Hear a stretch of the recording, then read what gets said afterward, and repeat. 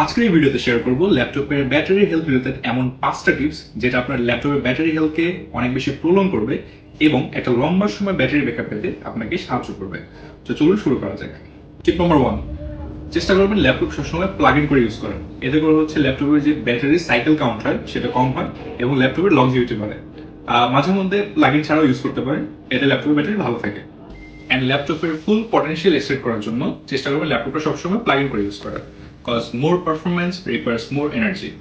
Tip number 2, clean your laptop properly. Battery drain হওয়ার অন্যতম একটা ইস্যু হচ্ছে ব্যাকগ্রাউন্ডে অনেকগুলো আননেসেসারি অ্যাপ একসাথে চলতে থাকা। তাই চেষ্টা করবেন যেসব অ্যাপ আপনি ইউজ করছেন না সেগুলো অফ করে রাখা, এতে করে ব্যাটারি কম ড্রেন হবে। এবার আসছে টিপ number 3, use SSD over HDD.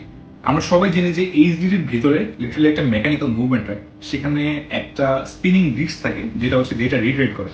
So ওই স্পিনিং ডিস্কটা অনেক বেশি ব্যাটারি কনজিউম করে থাকে, তাই এসএসডি ইউজ করুন to get ফাস্টার read write speed and to save some battery juice.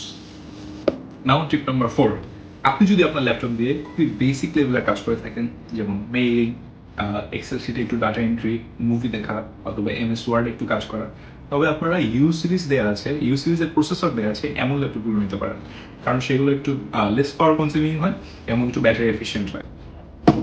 Tip number 5, proper air ventilation. চেষ্টা করবেন ল্যাপটপের যে যে জায়গা থেকে এয়ার পাস হয় সেই সব জায়গাগুলো একটু ফ্রি রাখার, কারণ যদি ল্যাপটপ ঠিকঠাক মতো এয়ার ভেন্টিলেট না করতে পারে বা এয়ার পাস না করতে পারে তাহলে ল্যাপটপ এক্সেসিভ গরম হয়ে যাবে, যেটা ল্যাপটপের ব্যাটারির জন্য ভালো না। তাই চেষ্টা করবেন ল্যাপটপের ভেন্টিলেশন সিস্টেমটা ঠিক রাখার, এবং আপনি চাইলে একটা আফটার মার্কেট কুলিং প্যাডও ইউজ করতে পারেন। এতক্ষণ আমি ভিডিও জুড়ে ছিলাম শৈবল, আপনারা দেখছেন টেক মার্ভেলস। আমরা হচ্ছে যমুনা ফিউচার পার্কে লেভেল 4 এর জোন বিতে আছি, আমাদের শপ নম্বর হচ্ছে 36। আসসালামু আলাইকুম, ভালো থাকবেন সবাই।